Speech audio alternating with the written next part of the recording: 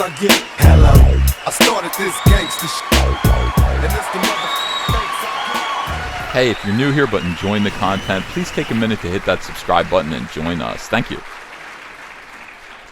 Alright, hey everyone, it's Comic Artist Pro Secrets. I am Ethan Van Sciver, 26-year veteran of the comic book industry, world's most charming, elegant, eloquent, and yet humble man, great big Star Wars fan, trusted member of the media. Day 2 of the Captain Marvel review embargo, having been lifted. Listen, the internet is awash with unwashed weirdos freaking out, being very, very unhappy about the fact that this movie, of course, isn't a very good movie. Now, I feel pretty vindicated here at Comic Artist Pro Secrets because I've told you all along that it's not possible to make a good Captain Marvel movie. It just really isn't possible. Well, it's not possible to make an excellent Captain Marvel movie, one that could actually fulfill the hopes and dreams of women everywhere. Why? Because Captain Marvel just isn't that good of a character. Captain Marvel is a character built on convenience, built on the desire of Marvel Comics to virtue signal that they, too, have their own Wonder Woman, their own standalone powerful female character that's not connected to any teams like the Fantastic Four, X-Men, or Avengers, or anything like that. Somebody who has been beloved for decades and decades. This is just, they don't have anything like that. So they reached into obscurity and plucked out Carol Danvers, the second Captain Marvel. There was also Captain Marvel, who was a man, and Carol Danvers was an incidental character within his story arc. She gained the powers. She's Captain Marvel. Ultimately, the biggest thing that people remember about Captain Marvel is that she was kind of a pushover, and Rogue from the X-Men stole her powers and became totally awesome for a long time. Rogue touched her, absorbed her powers, and then could fly and do all the things that Captain Marvel could do, and retain some of her memories, and that was pretty interesting. Other than that, Captain Marvel's a big zero, and yet there she was. Ultimately, she had the last name Marvel, so she looked like branding. Look, she was her own character. She wasn't like She-Hulk or Spider-Woman, one of these characters, female characters that was created just to protect the trademark of their male established characters like Spider-Man and the Hulk. Could she be Marvel's great white female hope? Look at her. No, definitely not. Now, of course, Marvel is out there pretending right now that everybody has always loved Captain Marvel, that she's popular. This character has canceled 9 comic book series that have been launched in her honor. She can't maintain an audience. People just don't like this character very much. She's okay. She's a guest star. She can guest star in someone else's book, but actually maintaining her own comic book is tough when you have no personality and you are an SJW character. Captain Mary Sue is pretty appropriate. This is an article from the National Review. National Review used to be William F. Buckley's magazine before he passed on. They've gotten a little bit kind of, a little bit liberal since he died. But still, a very, very good, very classy magazine. Now, what does it mean to be a Mary Sue? Well, here's what it means in the case of Captain Marvel. Because this character is shouldering the weight of social obligation, okay, and she is. Marvel Comics needs her to represent how powerful and wonderful women are. She's an avatar for feminism. She can't possibly really have any flaws. And that's what a Mary Sue is. You don't want to take a character like this and then imply that she's got, difficulties, flaws, that she could get easily beaten up, that this could happen and that could happen. There's no story arc for Captain Marvel because that would imply that women have problems, and that is not the purpose of this character. The purpose of this character and this movie is to show that women are totally awesome, totally badass, and can kick butt just like men can. That is what a Mary Sue is. That is why SJWs are incapable of creating anything lasting or worthwhile. In the meantime, you look at every other character in the Avengers, and you have complicated, complex, three-dimensional characters that people can relate to. Everybody can relate to Tony Stark. He's got everything that he wants, but he's got a drinking problem, and that is his demon that he has to fight in order to be a superhero. And he's a little bit arrogant and all of this stuff. People like that. People like to relate to that. Peter Parker has these powers, these very, very strange powers, but he's also broke, and he's also down on his luck all the time, and yet he's shouldering the care for his old Aunt May, and all of these things. I mean, these are complicated characters that people love because of their flaws. Why SJWs don't understand that is beyond me. So we scroll down. I want to read this review from National Review. I think that these people, well, this isn't going to be funny. It's not going to be. Is it going to be Schadenfreude? I haven't actually read this review yet. Let's find out. I want to see if these guys actually take this movie and dunk it hard. But the National Review, classy, honest, intellectual. I really like this website. 2 years ago, I like this. Captain Marvel might be the first blockbuster movie whose animating idea is fear. Interesting. 2 years ago, Wonder Woman proved a female-led superhero movie could reach the highest levels of the genre with Gal Gadot, who is fantastic. I mean, Gal Gadot is sexy, she's feminine, and yet, listen, I mean, just the actress herself, she was an Israeli soldier, I believe. I mean, this is a strong woman in every real sense of the word, and yet she's still beautiful, feminine, lovely, everything that Wonder Woman should be, everything that Captain Marvel wishes she could be. Proving robust and redoubtable, yet also charming and feminine. I spent Captain Marvel waiting for Gadot. Get it? Well, I think he probably thinks that Gadot is pronounced Godot, and I did too. Gal Gadot, but it's Gadot. What I got was Brie Larson. Charmless, humorless, a character so without texture, she might well have been made out of aluminum. So true. And this is, again, all the things that I predicted. Captain Marvel might be the first blockbuster movie whose animating idea is fear. Every page of the script betrays terror of what people might say about the film on social media. This is the problem with SJWs. They are deeply concerned about what other SJWs are going to say. SJWs are here to destroy. They're not here to create. And so, again, when they do create something, it's not for themselves. They're not trying to entertain themselves. They're simply trying to pass muster for themselves and impose their weirdo views, their wacko, dingling nonsense on normal people and normal audiences. They do not spend money.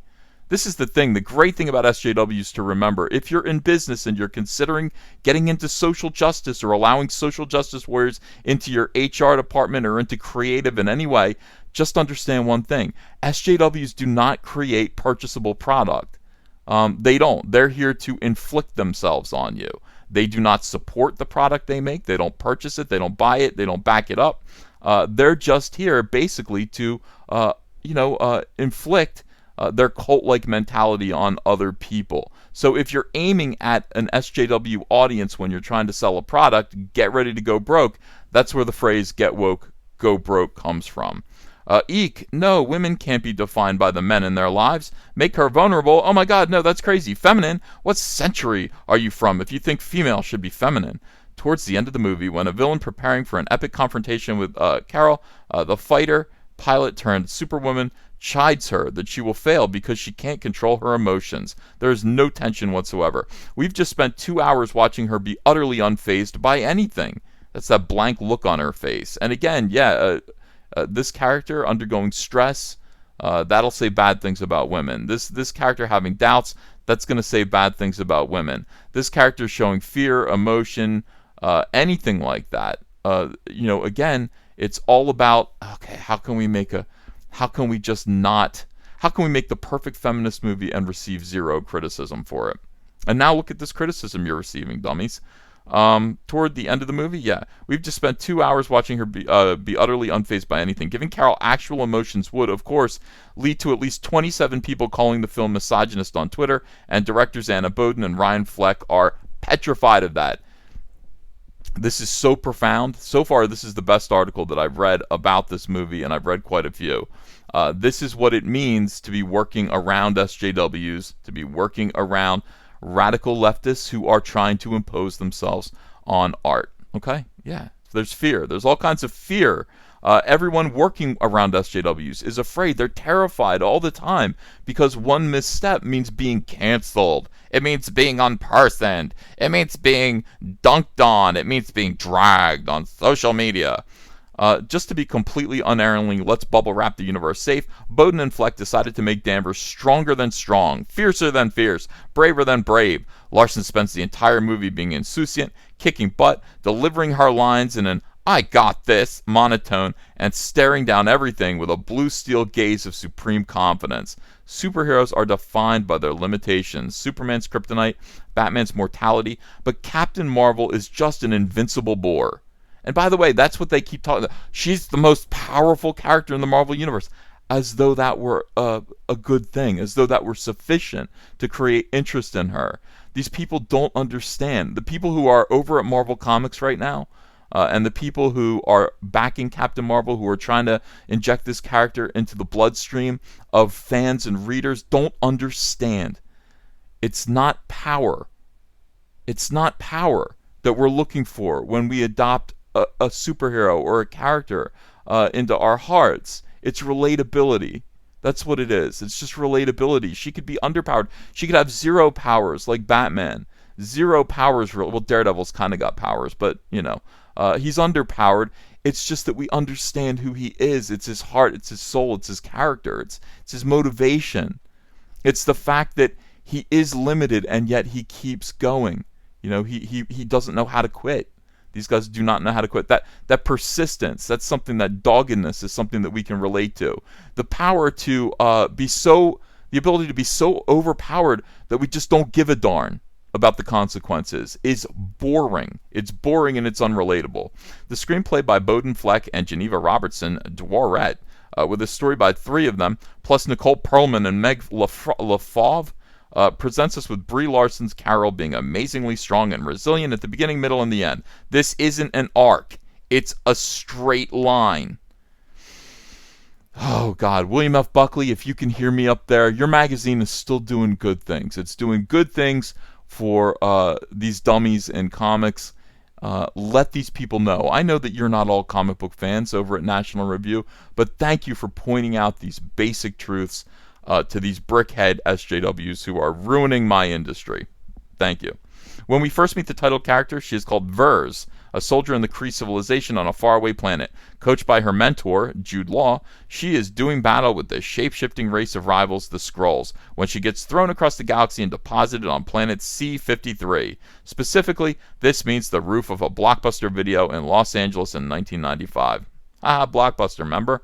Discovered by S.H.I.E.L.D. agents Nick Fury and Coulson, Samuel L. Jackson and Clark Gregg, each playing 30 years younger version of himself using the new digital age-erasing tech, she discovers secrets about her buried past.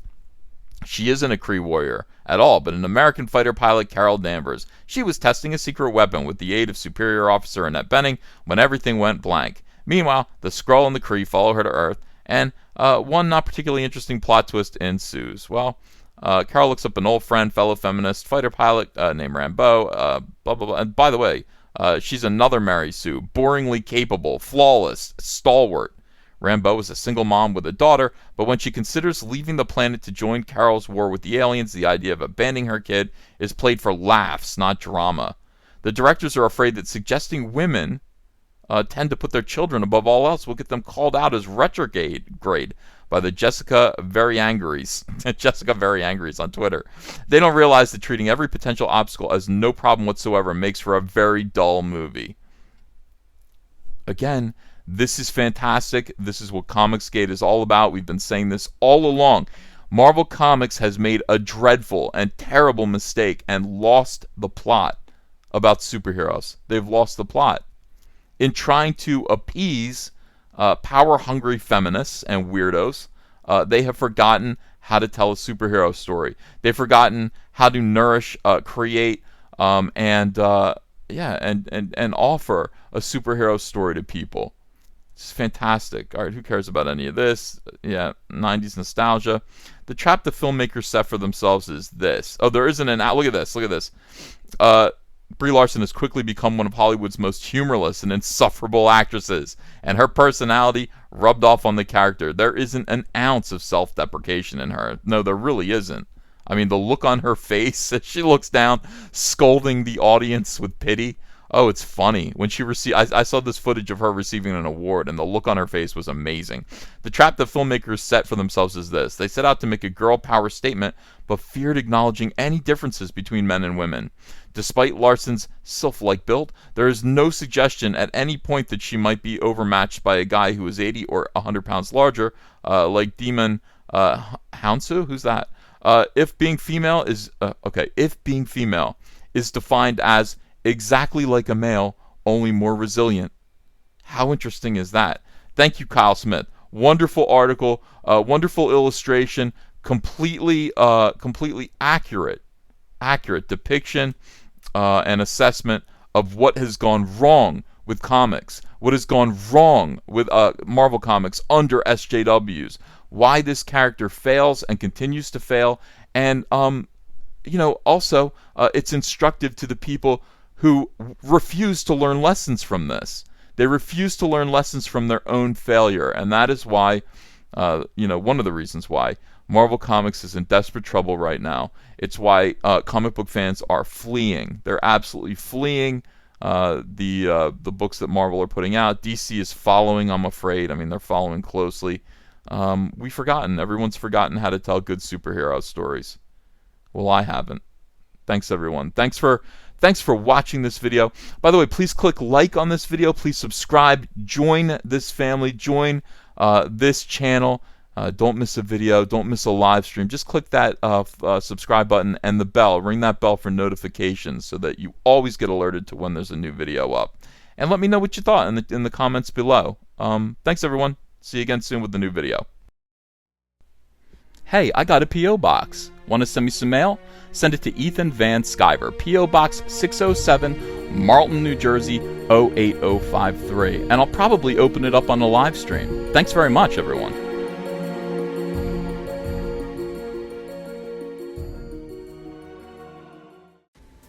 Hey, you want to follow me on Twitter? Are you sure? Well, if so, I'm at Ethan Van Sciver. That's at Ethan Van Sciver. See you there. Show your friends you support independent comics while showing the world who you back in the fight against the swarm with the brand new Cyberfrog t-shirt from Crypto Fashion and Comic Artist Pro Secret.